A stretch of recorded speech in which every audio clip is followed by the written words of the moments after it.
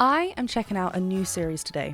That's right, I am going to be jumping onto Hazbin Hotel, and I'm starting right at the very beginning. Hi everyone, welcome back to my channel. I'm Jennifer Glatzhofer, but you can call me Jen. I am a singer and a voice teacher, and I will be doing a deep dive, a breakdown of the vocals, of the music, of Hazbin Hotel, but also follow the story. I will be starting right from the very beginning, so season 1, episode 1, with the first song, Happy Day in Hell, and then we'll just continue. Other than the name and the first song including the word hell, I don't know what's in store, but I have had a look at IMDb and I see that it says, in an attempt to find a non-violent alternative for reducing hell's overpopulation, the daughter of Lucifer opens a rehabilitation hotel that offers a group of misfit demons a chance at redemption. What a fabulous plot. Like I said, I'm really late to the party. I've seen a lot of my fellow YouTube reactors jump onto this and check it out, and that's what I'm going to be doing today. If this is going to be my next obsession, I'm ready. And upon first look, I see that Alex Brightman is involved and Erica Henningsen, two fabulous musical theatre voices, performers, stars. I just love them. I love School of Rock anyway. I think it's a fabulous movie musical. I think they've done a really, really good job. It's Andrew Lloyd Webber as well, actually. And Erica Henningsen with her work with Mean Girls.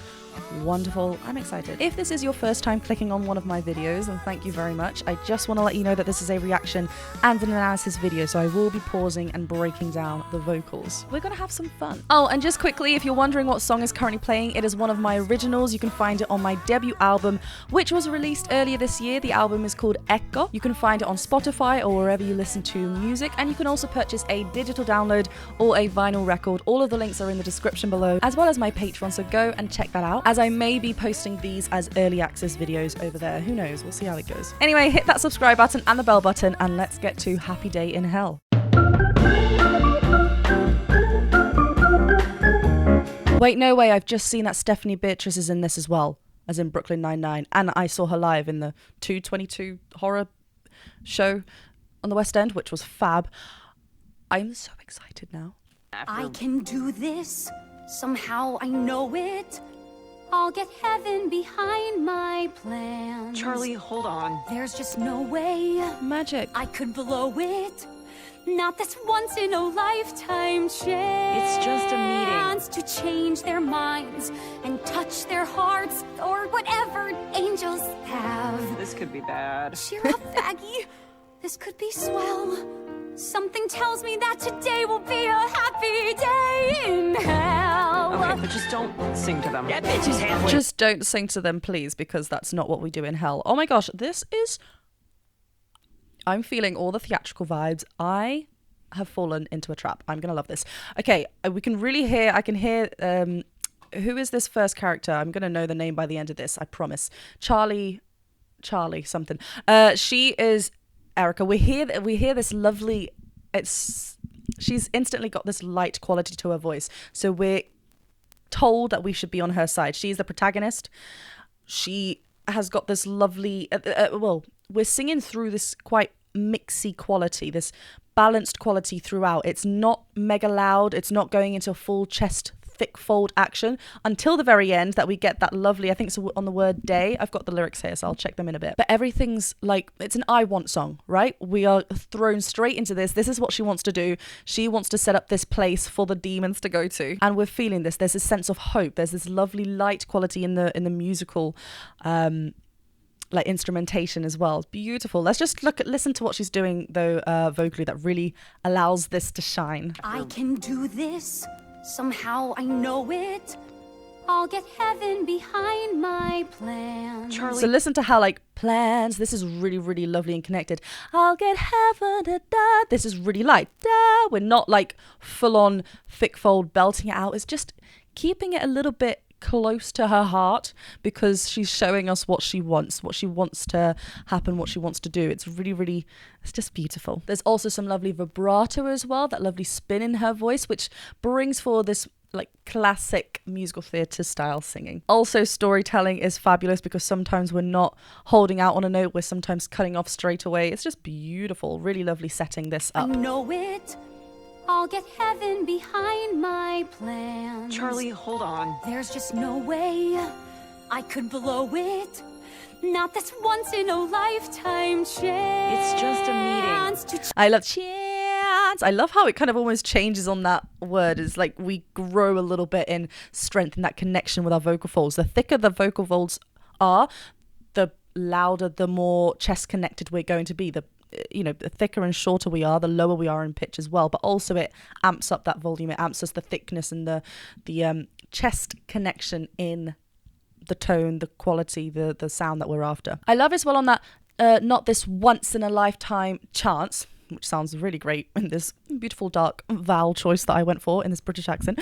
Not this once in a lifetime. The once has a w. Obviously, it's not written with a w, but this w has this lovely connection where we can feel that core engagement beautiful on that note. So it helps us as we're navigating through this next part, which we are gaining a little bit more of a connection, a bit more of a fuller sound rather than get lighter at the top. Not this once in a lifetime chance. It's just a meeting. To change their minds and touch their hearts or whatever angels have. Great delivery there. Bad. Cheer up, Vaggie. This could be swell. Something tells me that today will be a happy day in hell. And look at day. That's so beautifully put in there. It's not like we're not reaching because it's higher, right? Da! We're not reaching with our thicker folds to get it, but you can feel how fuller it is. So when we're navigating through this mix, and the mix isn't a certain, like, it's not a register in our voice, it's not a certain thing that we're after, we can play around with balances. Do we want it to be a bit more lighter, which is what the majority of this first section is? Do we want it to be a little bit more fuller, a little bit more spoken led, a little bit more louder? Then we increase the chest dominant connection. But it's all about balancing and seeing what feels good for you. Feel like, hey, just call that out and see how that feels for you. It's near enough similar to that, but I love that split second before, and Vaggie, I believe, is Stephanie Beatriz there, so great character. We're feeling the unbotheredness by her already. Just, come on, get to it. But there's this whispery quality when she's addressing her. Even if we were just listening to this, we know that she's just talking to Vaggie rather than kind of out to the audience and describing what's going on. So good. This could be bad. Cheer up, Vaggie. This could be swell. And that empty backing as well. Something tells me that today will be a happy day in hell. Okay, but just don't sing to them. That bitch is halfway down the street. Is she? Oh, she's dancing. No. There's a warm, fuzzy feeling that walks through the air. Every street so revealing, it's hard not to stare. It's a realm so appealing, it beats anywhere. If you don't mind the smell, it's a... Obviously, I know I paused in a really bad place there. I saw that this, has some themes that are adult themes. Is that how we're saying it? So, obviously, if you're watching this, you know this. Anyway, we're going to continue. It's so revealing, it's hard not to stare. It's a realm so appealing, it beats anywhere. If you don't mind the smell, it's a happy day in hell. Hi, mister. Fuck yourself! There's an endless trash. He's just not liking, he doesn't want to be involved. Like, keep singing to yourself rather than this. I love just talking about her voice as well. It's just so it feels really effortless. It feels really light, and I think that's a really key point in this. There's no heaviness to it. If we want to, it's quite fast paced, and she's storytelling us through what she wants, but it's so light and delicate. We're never landing heavy on a note, and it seems so effortless. It feels like she's just breezing through this, but there's so much going on. We need to have great vocal fold closure when we're singing through like this, so we can navigate through the registers really, really beautifully. In hell. And I love how she goes, oh, hell. Yourself. There's an endless trash fire that's burning my soul. Hello. A ton of barbed wire to shove in his hole. Excuse me. What is required? We all have our role. I'm not doing Base- well. You're not. Another shitty day in hell. If I Na, can na, na, na, na. I love that vocal line right there. This is giving me Belle in Beauty and the Beast, but obviously, clearly, rude. You're kind of on your own at the moment for what you want to do. Another shitty day in hell. If I can show them the dream I've dreamed, Come on. that any soul can change. Those angels' minds are hard We'll to know change. everyone can be redeemed from the evil to the strange. They're bloodthirsty and deranged. I can hear all Oh, there's so much twang in Vaggy's voice here. Na na, like there's just this lovely, when we're singing in a musical theatre style, it's not about singing, unless that's, our protagonist here, she's telling us the story. She's got a lovely, pretty element to her voice, because as well, to create a contrast with everyone else in this gloomy town. And then we have this lovely twang-led vocal from Vaggy here. Just, it pierces through. They couldn't be any more different, these two singers together in this moment when we're kind of having like a counter melody, a kind of not a call and response, but it's just two melodies happening together, and they couldn't be any more different in vocal quality. It's so great. But really, really lovely here from our lead vocalist of this song, how we're really allowing those end notes of the phrases to be the kind of lovely belt moment. We're leaning into that a bit more. Everything beforehand, we could see how we're going into a bit more of a lighter head voice quality up at the top, just really keeping it lovely and light, and not making it heavy. It's beautiful. Lines are hard to change. That cry on the voice as well. From the evil to the strange. They're bloodthirsty and deranged. I can hear all their stories, the lost and displaced. And I know that they're more of an acquired taste. But if I open the door and I give them a place at my Hazbin Hotel, it'll be a happy day in hell. Oh my god, there's so many different we transition into so many different like time signatures and sections of the song. We just had an interesting section there. Now we're going into something else as well. It's so smoothly done going into each area. It's really, really interesting. And I love how, just talking about the singer now, so Erica, she really goes through different vowels, and like on the word hell, she did there as well, kind of, there isn't a diphthong on the word hell where there's two vowel sounds on that air, but she's really kind of playing through it as we kind of swelling, so she's using it to her advantage to create swells in this delivery. The door and I give them a place at my Hazbin Hotel. Yeah, she opens it up. Whoa. From the porn studio where the cinephiles go to watch award-winning TV Bukkake shows, to the cannibal town where they don't wear a frown. Holy shit, oh my gosh, why? Then I don't care. Well, obviously it's called Cannibal Hotels, Town, sorry.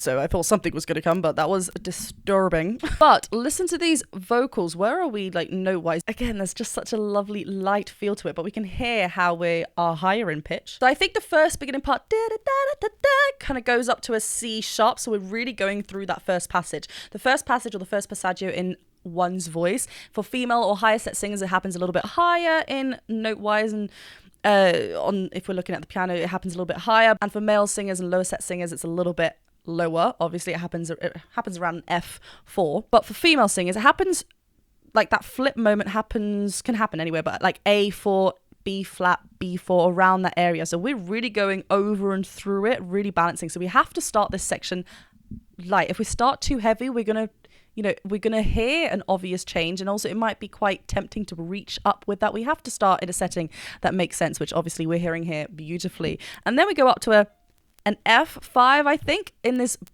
lovely mix head dominant quality. Nothing is too loud. This is where, like, if we're pushing with volume, we might reach up with our thicker folds, and we want to actually draw back, make sure that we've got lovely full vocal fold closure, and twang helps us here as well. That resistance, we can hear that lovely cry as well. Let's go back a little bit. I love that staccato, like, actually that happens on the word demon, I think it is. So E. Oh, the lyrics are interesting. From the demon, so it happens right there. Demon, and like, listen to how high it is. It sounds really weird just singing it like that, but we need to make sure we got space on the E vowel. Just opening it up, leaning into that a lot more, so that we're not just kind of forced to squeeze into that. It's beautiful. Watch award-winning TV Bukkake shows, to the cannibal town where they don't wear a frown. Holy shit, oh my gosh, why? Then I don't give a crow that his brain's got in my high. Oh. 'Cause I know I can spare that. Sorry, did we hear that? high, breaking that up. So it's just that delivery is beautiful. We throw in that aspirate in there as well, kind of breaking up into a glottal. As we're listing through these separate things on the list, it kind of takes us out of that, and we hear that she's talking about brains in her eyes, which is disturbing. I love that fall. It helps us get that note as well.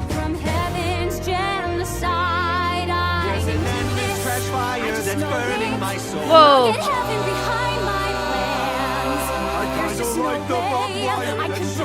Oh, this is so cool.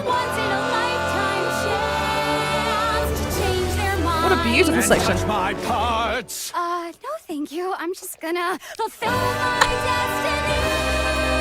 You're lost, bitch. I can already. You're lost. Keep on moving, I say to that. Look at this. This is like needs to be resolved. It's just holding out, calling for that resolution. We need that big finish ending now as well. Beautiful.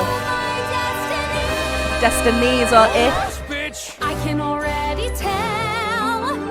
Today is gonna be a fucking happy day. Growl, miss.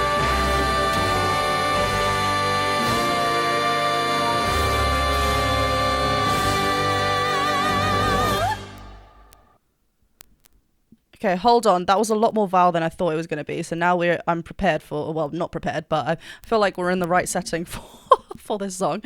My goodness me. But did you hear that movement right in there? So we're hitting a D5. Oh, so we did, yeah, we modulated. So we hit on this lovely, and we're not actually changing.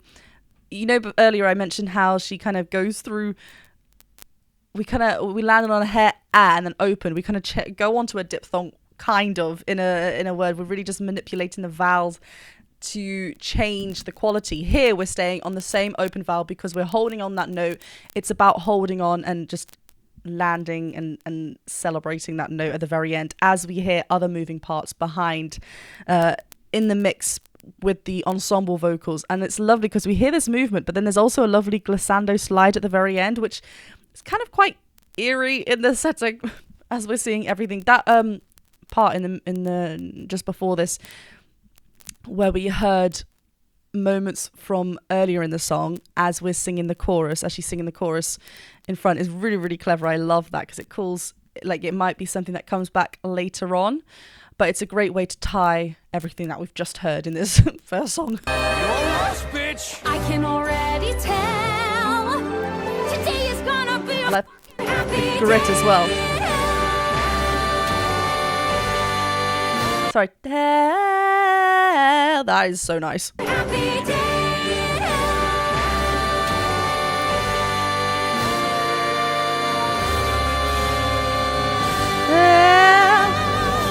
Beautiful. Well, that was something else that I wasn't ready for, and now we're going to continue. Listen, did I think that was all going to be, you know, fairy tales and Disney? No. Did I think it was going to go that far? No. I'm a bit like, what's going on? But I'm also intrigued because now I want to know if she gets to do what she wants to do and if people start coming around. It's really funny as well because the beginning it did set up with such, you know, I don't want to say like innocent vibes, but like Disney vibes. It did have that with the instrumentation, and then suddenly that kind of continued with the musical instrumentation behind and the setting for Charlie's voice, but everything around, like, it's that juxtaposition of what we're hearing and then kind of suddenly seeing, and then obviously the lyrics used as well. I am intrigued. Well, thank you very much for watching this reaction and analysis to Happy Day in Hell from Hazbin Hotel. I will be checking out the next song, obviously. And let me know if you want me to put these as early access over on Patreon, as I might do that, depending, seeing how we go. But thank you very much for joining me on this journey. I am looking forward to seeing more. Do hit that subscribe button, the bell button, and the thumbs up button. And remember to go check me out over on Patreon anyway, and check out my own music over on Spotify or wherever you listen to music. Have a wonderful day, and I'll see you very soon for another video. Bye.